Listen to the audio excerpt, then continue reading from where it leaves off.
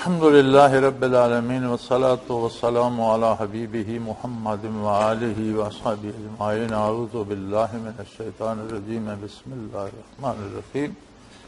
وما خلقت الجن والانس الا لیعبدون اے لیعرفون۔ اللہم سبحانک لا علم لنا الا ما علمتنا انک انت العلیم الحکیم۔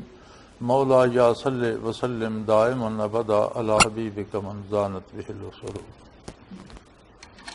ارشاد باری تعالی ہے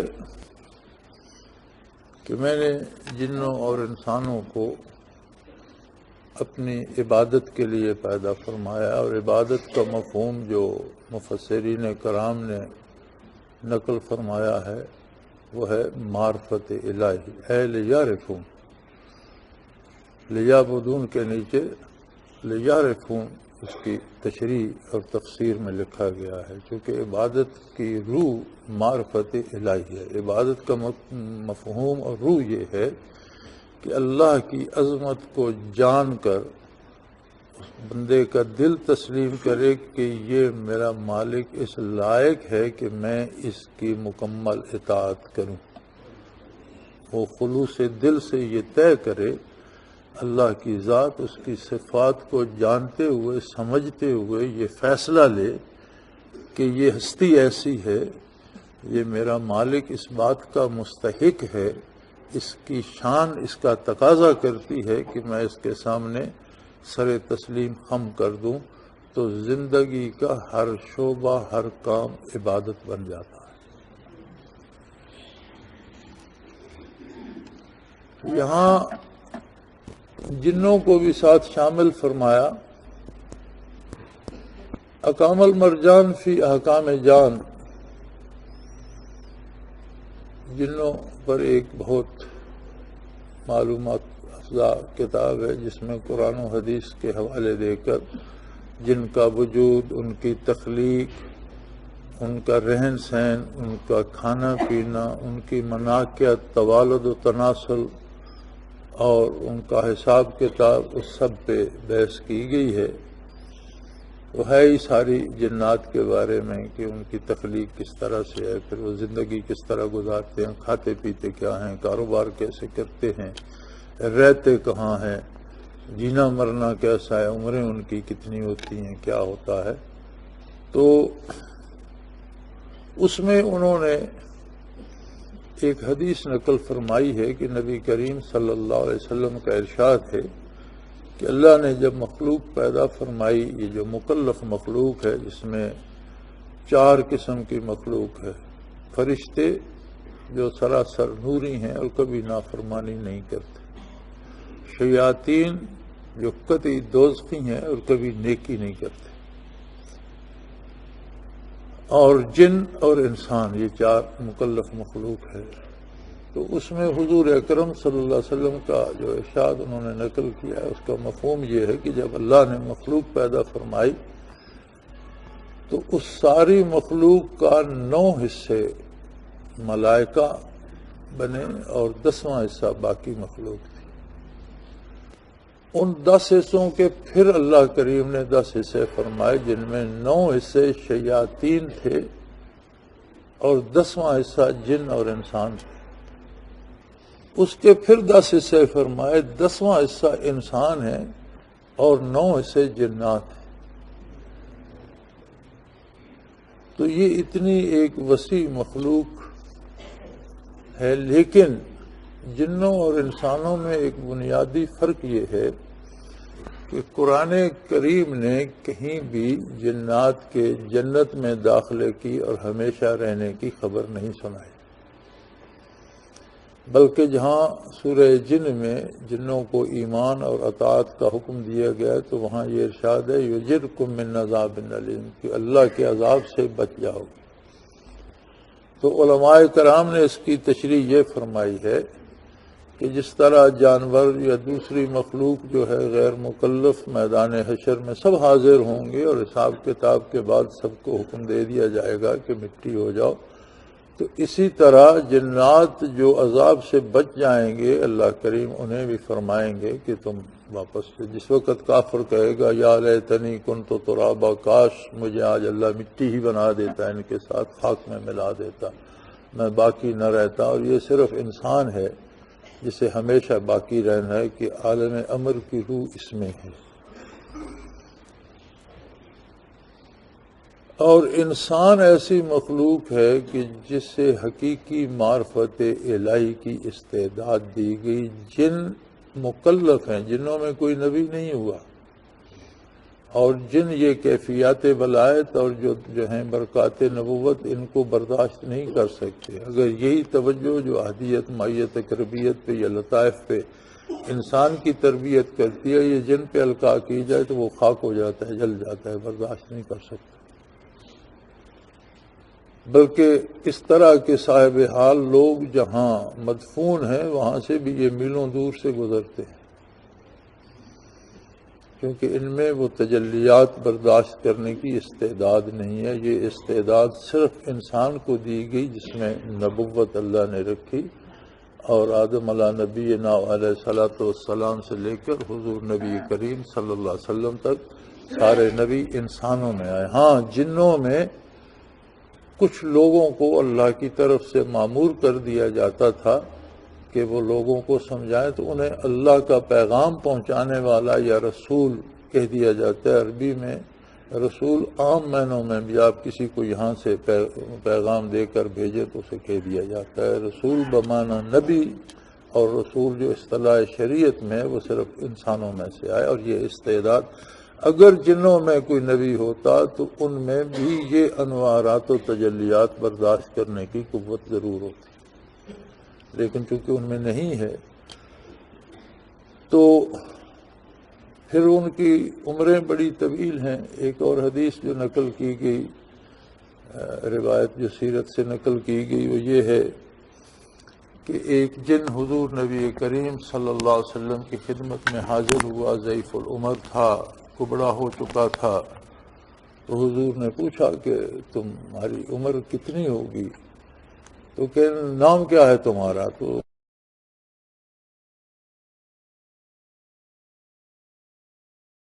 تھا، اور دادا کا نام لاکیس تھا، اور وہ ابلیس کا بیٹا تھا۔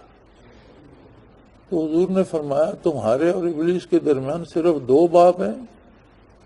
تو اس نے عرض کی یا رسول اللہ، جب قابیل نے حابیل کو قتل کیا تھا، آدم علیہ السلام کے ایک بیٹے نے دوسرے کا قتل کیا تھا، تو میں اس وقت چھوٹا سا لڑکا تھا، مجھے واقعہ یاد ہے، میں کھیلتا پھرتا ہوتا۔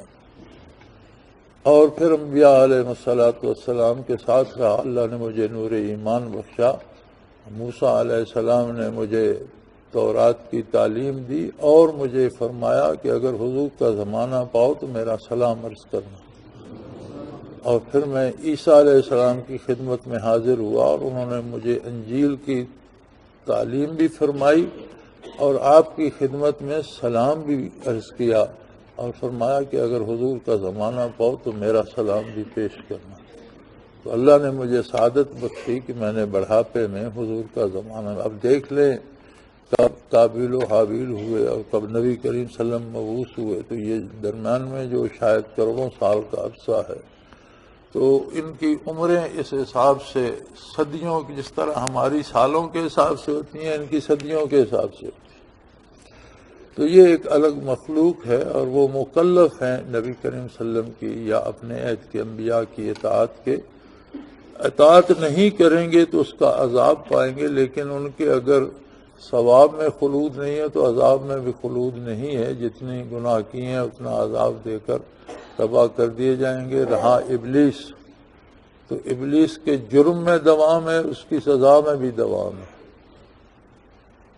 جو شیاطین اس کی نسل سے ہوں گے یا جو انسان اس کے ساتھ شامل ہو جائیں گے، شیاطین الجن والانس، کچھ اس کی اولاد میں، اب یہ اس کا پڑ پوتا مسلمان ہو گیا الحمدللہ، تو وہ ایک الگ چیز ہے۔ جو اس کے پیروکار ہوں گے اور جو جنوں میں سے اس کے ساتھ مل جائیں گے یا جو انسانوں میں سے اس کے ساتھ مل جائیں گے، چونکہ نافرمانی میں دوام ہے، یعنی اگر دنیا ہمیشہ رہتی تو یہ ہمیشہ ہی نافرمان رہتی۔ تو سزا میں بھی دوام ہوگا۔ اس کے بعد اصل مخلوق جو مخلوق میں سب کی امام اور اللہ کی قدرت کا شاہکار ہے وہ انسان ہے۔ انسان اپنا مقصد بھول چکا ہے، مقصد حیات تھا حصول معرفت الہی۔ اب اس کے ساتھ آزمائش اور امتحان یہ ہے کہ اسے اس عالم آب و گل میں بھیج دیا گیا۔ اس کا وجود اللہ کریم نے آب و گل سے بنایا، مادی وجود ہے، وجود کی ضروریات ہیں، اسے غذا چاہیے، اسے دوا چاہیے، اسے مکان چاہیے، گھر چاہیے، یہ ساری ضروریات اس کی اسی مادے سے، اسی زمین، یہی مٹی پوری کر رہی ہے، یہی لباس بنا رہی ہے، یہی غذا بنا رہی ہے، یہی دوائیں پیدا کر رہی، سب کچھ۔ کیونکہ وجود کی اصل خاک ہے تو اس کی جتنی توڑ پھوڑ کی مرمت ہے وہ بھی خاک ہی سے ہوتی ہے۔ آپ ایک مٹی کا پتلا بناتے ہیں تو اس میں کہیں دراڑ آئے تو وہاں پتھر نہیں ٹھونستے، وہیں مٹی کا لیپ کرتے ہیں، چونکہ وجود خاکی ہے تو اس کی تکمیل کی ساری ضرورتیں جو ہیں مادی ہیں وہ خاک سے ہی ہیں۔ وہ خاک ہی چاول بنتی ہے، خاک ہی گندم بنتی ہے، خاک ہی پھل بنتی ہے، خاک ہی غذا بنتی ہے، مٹی ہی دودھ بنتی ہے، مکھن گھی بنتی ہے، مٹی ہی مختلف مراحل سے گزر کر دوا بن جاتی ہے۔ تو یہ ایک ایسا لمبا نظام ہے جس میں انسان محتاج ہے ان ضرورتوں کا، ان کی تکمیل کا۔ یہاں پر اللہ کریم نے ایک وعدہ فرمایا، ما من دابۃ فی الارض الا علی اللہ رزقها، وہ زمین پر جو متنفس ہے، جسے بھی رزق کی ضرورت ہے، اس کا رزق اللہ نے فرمایا میرے ذمہ، رزق میں نے دینا ہے۔ بات ہی ختم ہو گئی، معاملہ ہی طے ہو گیا کہ بھئی آپ کی جو روٹی ہے وہ سرکاری ہوگی، چلو حکومت دے گی۔ انسان ایسا نادان ہے کہ یہ اسی روزی کے حصول میں ساری عمر ضائع کر جاتا، جو ملنی ہے ہر حال میں ملنی۔ پھر یہ کاروبار، ہاتھ پاؤں، یہ سوچ بچار، یہ تکلیف کیوں دی گئی؟ یہ اس لیے دی گئی کہ انسان کو مکلف کیا گیا وسائل کے اختیار کرنے کا، اور اسی میں اس کا امتحان رکھا گیا کہ اگر اسے اعتماد ہے کہ روزی اللہ دے گا تو جائز وسائل اختیار کرے گا، کہ وسائل اختیار کرنا اس کی ذمہ داری ہے، اور یہ عبادت ہے۔ جس طرح نماز عبادت ہے، روزہ عبادت ہے، حج عبادت ہے، اسی طرح حصول رزق حلال فرض عین ہے۔ جس طرح نماز فرض عین ہے، جس پہ حج فرض ہو جاتا ہے اس کے لیے فرض عین ہے، جس پہ زکوٰۃ فرض ہو جاتی ہے اس کے لیے فرض عین ہے، جس پہ روزہ فرض ہو جاتا ہے اس کے لیے فرض عین ہے کہ اس سے مفر نہیں ہے بلا عذر شرعی، اسی طرح حصول رزق حلال فرض عین ہے۔ اب رزق حلال کے لیے وہ دکانداری کرتا ہے، معروف ذرائع ہیں، یا مزدوری کرتا ہے، یا ملازمت کرتا ہے، یا زراعت کرتا ہے۔ 4 معروف ذرائع ہیں حصول رزق کے۔ ان کے علاوہ کسی غیر معروف ذریعے سے رزق حاصل کرنا اس کا کوئی جواز نہیں ہے، وہ حرام۔ یعنی رزق معروف ذرائع سے حاصل کیا جائے گا، اور اس ایمان کے ساتھ کیا جائے گا کہ رزق اللہ نے دینا ہے، میری محنت پہ نہیں ہے، مجھے محنت کرنا ہے اللہ کو راضی کرنے کے لیے۔ جتنی دوڑ دھوپ میں کر رہا ہوں وہ اس لیے ہے کہ اللہ کریم نے مجھے وسائل اختیار کرنے کا حکم دیا ہے، مجھے کھیتی جو ہے اس میں ہل چلانے کا حکم دیا ہے، اس میں کھاد ڈالنے کا حکم دیا ہے، بیج ڈالنے کا حکم دیا ہے، لیکن اسے اگانا اور اس پر غلہ حاصل کرنا یہ میرے بس میں۔ کہ آپ ایک مزدور کو لگاتے ہیں مکان بنانے کے لیے یا دیوار تعمیر کرنے کے لیے یا کسی تعمیری کام پر آپ مزدور لگا دیتے ہیں، مستری لگا دیتے ہیں، اب ان کی صبح کی چائے، دوپہر کا کھانا، پچھلے پہر کی چائے، شام کا کھانا، رات کو ٹھکانہ دینا، یہ تو آپ کی مجبوری ہے، آپ کے ذمہ آپ کا گھر بنا رہے ہیں۔ ان سے دیکھا یہ جائے گا کہ دیوار کی چنائی کتنی کی اور کیسی کی، درست کی یا غلط کی، دن بھر کا کام کتنا ہے، واقعی دن بھر میں جتنا ہونا چاہیے اتنا کیا یا کام چوری کی تھوڑا کیا، صحیح کیا، صحیح اینٹیں لگائیں یا غلط لگائیں یا ٹیڑھی کر دی دیوار یا درست کی، دیکھا یہ جائے گا۔ یہی معاملہ اگر ہم اپنے آپ پر منطبق کریں تو دیکھا یہ جائے ہم لگے ہوئے ہیں معرفت الہی اور آخرت کی مزدوری پر۔ ہمارے دن بھر کی مصروفیات کا جائزہ یہ لیا جائے گا کہ اس نے آخرت کے لیے کتنی اینٹیں درست لگائیں، سیدھی لگائیں، یا کوئی کام کیا بھی ہے یا کیا ہی نہیں، سارا دن اس سے چھوڑے رکھا۔ اصل کام جس کی ہم پہ ذمہ داری ہے وہ ہے تعمیر آخرت۔ حصول رزق کے لیے جو وسائل ہم اختیار کرتے ہیں، تجارت کرتے ہیں، کاروبار کرتے ہیں، ملازمت کرتے ہیں، کھیتی باڑی کرتے ہیں، محنت مزدوری کرتے ہیں، تو یہ بھی تعمیر آخرت کا حصہ ہے۔ اس پر آخرت تعمیر ہوتی ہے، روزی انہیں بھی دیتا ہے جو کچھ نہیں کرتے۔ مخلوق پیدا ہونے سے پہلے اللہ کریم نے رزق تقسیم کر دیا۔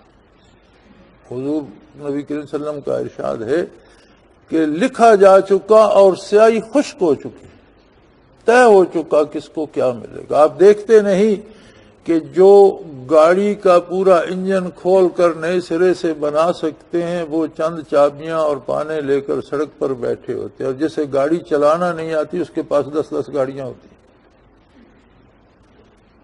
ایک ایسا بندہ جسے گاڑی چلانا نہیں آتا اس کے پاس تو 10 گاڑیاں کھڑی ہیں، اور جو گاڑی کو جوڑنے توڑنے بنانے کا ماہر ہے وہ ٹوٹی ہوئی جوتیاں لے کر پیدل سڑک پہ پھر رہا ہے کہ کسی کی گاڑی خراب ہوگی تو مرمت کر کے روزی کماؤں گا۔ تو اگر عقل پہ ہوتی تو گاڑیاں تو اس کے پاس ہونی چاہیے تھیں جو ان کو جانتا ہے۔ بناداں آنچنا روزی رساند کہ دانا اندراں حیرا بماند۔ اگر روزی بدانش برفزودے زناداں تنگ تر روزی نبودے۔ اگر روزی نرے عقل پر ہوتی تو جاہلوں اور نادانوں سے زیادہ مفلس کوئی نہ ہوتا، لیکن بناداں آنچنا رو بے وقوفوں کو اس طرح رزق دے دیتا ہے کہ عقل والے دنگ رہ جاتے ہیں کہ اس نے کہاں سے لے لیا۔ وہ قادر ہے۔ سو ہماری جو ہم سے غلطی ہوتی ہے وہ یہ ہوتی ہے کہ جو کام اللہ نے اپنے ذمہ لیا ہم اس کی فکر میں دن بھر گھلتے رہتے ہیں، اور جو کام ہمارے ذمہ ہے وہ ہم بھول جاتے ہیں۔ بالکل کلیہ الٹ گیا نا کہ رزق اس کے ذمہ ہے، ہم اس کے لیے اپنی ساری قوت ہلکان کرتے رہتے ہیں، اور ہمارے ذمہ ہے معرفت الہی کا حصول اور تعمیر آخرت، وہ ہم بھول جاتے ہیں، اس کے لیے ہمارے پاس فرصت نہیں۔ یعنی جو اپنا کام ہے اس کے لیے فرصت نہیں، اور جو اللہ کا کام ہے اس نے کرنا اپنی مرضی سے ہے، اس کے لیے ہلکان ہو رہے ہیں۔ رہا وسائل کا اختیار کرنا، تو وسائل کا اختیار کرنا بھی عبادت اور فرض عین ہے کہ رزق کے حلال۔ اب اگر یہ عبادت ہے تو پھر چوری کرنے کی کیا ضرورت؟ جب اسے عبادت سمجھ کر کیا جائے گا تو کوئی رشوت لے گا، جب اسے اللہ کی اطاعت سمجھ کر کیا جائے گا تو کوئی کم تولے گا، کوئی کسی سے زیادہ قیمت وصول کرے گا، کوئی ہیرا پھیری کرے گا، نہیں کرے گا۔ جب اس کا یہ ایمان ہوگا کہ جو میں کام کر رہا ہوں، جو میں محنت کر رہا ہوں، یہ میرے ذمہ ہے اور یہ بھی عبادت ہے، اور تعمیر آخرت کے لیے نماز روزے سے معاملات زیادہ ضروری ہیں۔ اگر نماز روزے کو آپ اینٹ کا درجہ دیتے ہیں تو اس میں جو مسالہ لگتا ہے ان اینٹوں کو جوڑنے کے لیے وہ دن بھر کا کردار ہے۔ اگر مسالہ ناقص ہوگا تو وہ اینٹیں جڑی ہوئی بھی گر سکتی ہیں۔ اگر دن بھر کے معاملات صحیح نہیں ہیں تو سجدے اور رکوع بھی منہ پر دے مارے جا سکتے ہیں، اللہ کریم قبول نہیں فرماتے کہ حرام کھا کر عبادت کیا ہوگی۔ نبی کریم صلی اللہ علیہ وسلم کا ارشاد ہے کہ ایک شخص دور دراز سے آئے گا، اس کے لباس کے میلے پن سے اور اس کے بالوں کی پریشانی اور اس کے چہرے پر اٹی ہوئی گرد اس کے دور دراز اور لمبے سفر کی غماز ہوگی، اور پریشان حالی میں بیت اللہ کا طواف کرے گا اور پکارے گا اللہم لبیک لا شریک لک لبیک، لیکن فرمایا اصدق الصادقین صلی اللہ علیہ وسلم نے کہ اس سے جواب اللہ کی طرف سے نہیں دیا جائے۔ عرض کی کہ یا رسول اللہ اتنی محنت مشقت کر کے وہ حاضر ہوگا تو اللہ قبول نہیں فرمائیں گے؟ فرمایا اس لیے کہ اس کا کھانا حرام ہوگا، اس کا لباس حرام سے ہوگا۔ یہ جو معاملات ہیں دن بھر کے، ان کا اثر اتنا ہے کہ عبادات قبول ہوتی ہیں یا نہیں اس کا انحصار بھی ان پر ہوتا ہے۔ یہود پر جب عذاب اور تباہیاں آئیں تو اللہ نے اس کا ایک سبب ارشاد فرمایا، اکالون للسحت وسماعون للکذب۔ قرآن کریم فرماتا ہے، اللہ نے یہ سبب ارشاد فرمایا کہ ایک تو یہ حرام کھاتے تھے، معاملات میں پرواہ نہیں کرتے تھے، دوسروں کا حق کھا جاتے تھے، اور سماعون للکذب، جھوٹ سنتے تھے، بڑے خوش ہوتے تھے جھوٹ سن کر۔ جھوٹ کہنا تو اور بات، یہ جھوٹ سننے پر تباہ ہو گئی۔ غلط محفلوں میں جانا، پروپیگنڈے سننا، لوگوں کے خلاف باتیں سننا، معاشرے کے خلاف باتیں سننا، دین کے خلاف باتیں سننا، برائی کی باتیں سننا، یہ جیسے آج لوگ کہتے ہیں نا یہ موسیقی روح کی غذا ہے، اسی کی بات ہو رہی ہے کہ یہ جسے روح کی غذا بناتے تھے وہ سارا جھوٹ ہوتا تھا، اور جھوٹ سن سن کر خوش ہوتے تھے۔ تو یہ دو باتیں، حرام کھانا اور جھوٹ سننا، ان کی تباہی اور ہلاکت کا اور عذاب الہی کا سبب ہے۔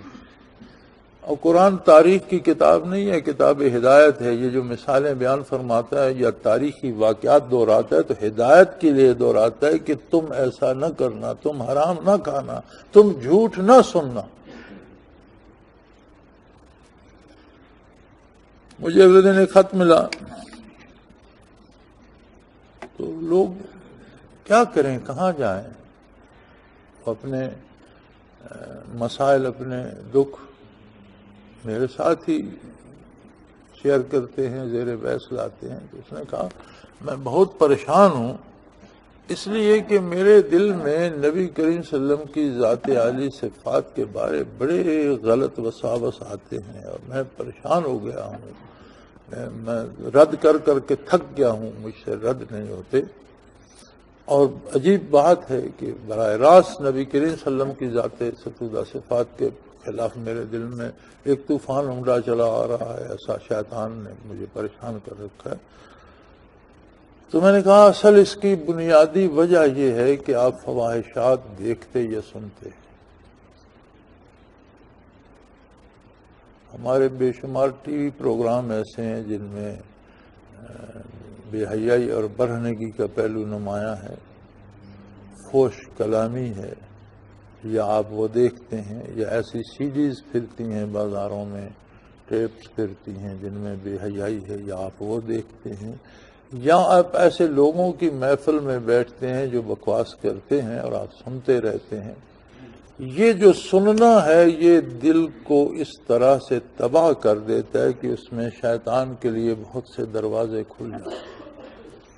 یاد الہی اور ذکر الہی اور تلاوت قرآن اور درود شریف کا پڑھتے رہنا، زبان کو ذکر الہی سے تر رکھنا، دل میں ذکر الہی کو بسائے رکھنا، یہ شیطان کے لیے دروازے بند کر دیتے ہیں۔ لیکن جتنی بے حیائی آپ دیکھیں گے یا سنیں گے وہ شیطان کے لیے دروازے کھولتی چلی جائے گی، اور پھر شیطان آپ کو شیخ سے کاٹنے کی کوشش کرے گا، اگر وہ آپ برداشت کر کے پھر نبی کریم صلی اللہ علیہ وسلم سے کاٹنے کی کوشش کرے گا، پھر اللہ کے خلاف انکار دل میں لے آئے گا۔ یہ تو اس کا کام ہے، آپ ریزسٹ کریں، لیکن آپ اس سبب کا بھی تدارک کریں جس کی وجہ سے شیطان کو یہاں تک رسائی حاصل ہے۔ وہ سبب ہے بے حیائی اور جھوٹ کا دیکھنا یا سننا۔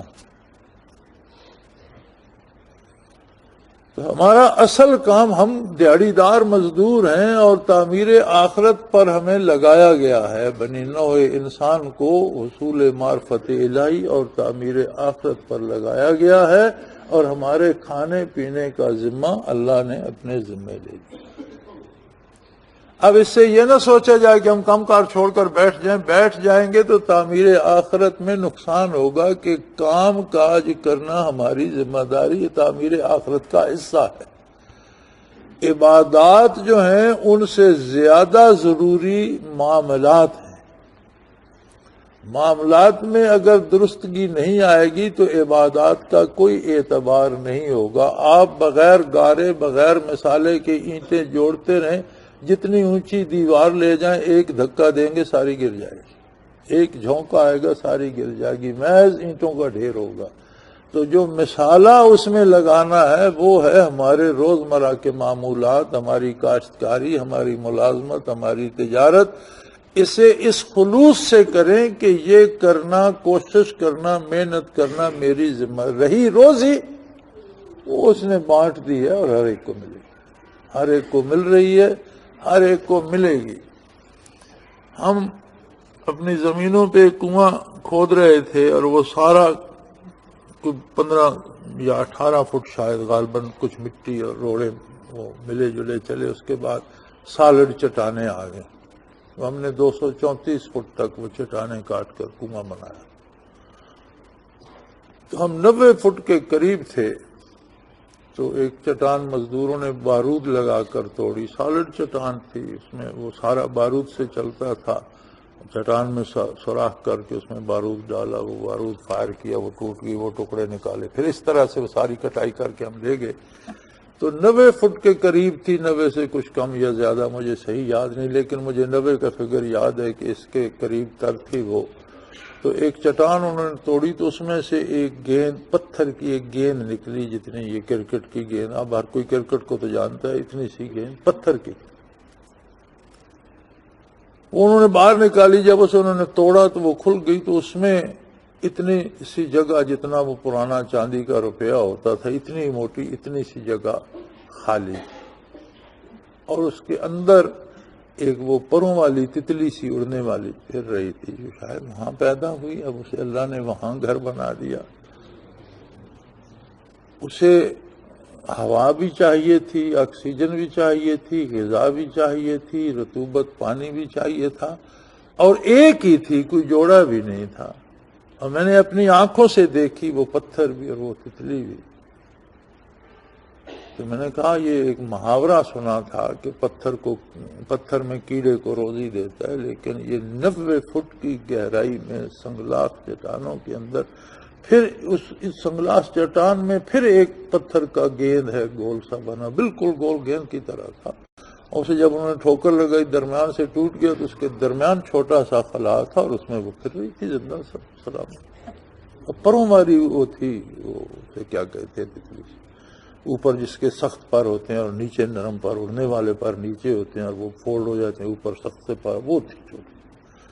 تو وہ قادر ہے ہر متنفس کو جہاں وہ ہے وہ روزی پہنچا رہا ہے، ہماری روزی بھی اس کے ذمہ، اور وہ پہنچاتا ہے اور پہنچا رہا ہے اور پہنچاتا رہے گا۔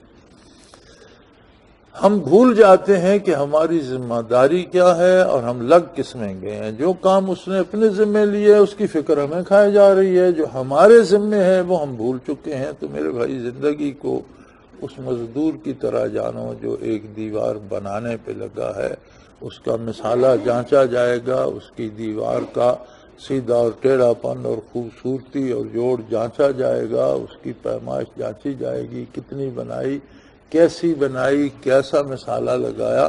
تو زندگی کا مقصد تعمیر آخرت ہے، اور جو حصول رزق کی محنت ہم کرتے ہیں یہ بھی تعمیر آخرت کا حصہ ہے، یہ روزی کا حصہ نہیں ہے۔ کتنے ایسے ہیں جو دن بھر محنت کرتے ہیں اور ایک وقت کا کھانا میسر ہوتا ہے اور ایک وقت فاقہ آ جاتا ہے، اور کتنے ایسے ہیں جو کچھ نہیں کرتے اور بہت پیٹ بھر کے کھاتے ہیں۔ اس کی اپنی تقسیم ہے، کسی کو رزق دے کر آزماتا ہے اور کسی پر تنگی بھیج کر آزماتا ہے۔ تو اس کلیے کو سیدھا رکھیں، اپنی محنت، اپنا مجاہدہ تعمیر آخرت کے لیے کریں۔ کھانا کھائیں تو بھی یہ نیت ہو کہ اللہ مجھے قوت دے اور میں اللہ کی عبادت کر سکوں اور میدان عمل میں کارکردگی دکھا سکوں، اللہ میرے بازوؤں میں طاقت دے کہ اللہ کی راہ میں شہید ہو سکوں، اللہ کے دین کی خدمت کر سکوں، اللہ کے بندوں کو ظلم سے نجات دلا سکوں، اللہ کے بندوں کو گمراہی سے بچا سکوں۔ مزدوری کریں تو حلال کریں، نوکری کریں، ملازمت کریں تو جتنی تنخواہ لیتے ہیں جو ذمہ داری ہے دیانتداری سے ادا کریں، امن کے ذمہ دار بنیں، لوگوں کو تباہی سے فساد سے بچائیں۔ جتنی بد عملی آئے گی، جتنا گناہ ہوگا، اتنی بد امنی بھی ہوگی۔ بد عملی اور بد امنی لازم و ملزوم ہیں، جتنی برائی ہوگی اتنی تباہی ہوگی۔ اللہ پاک معاف فرمائے۔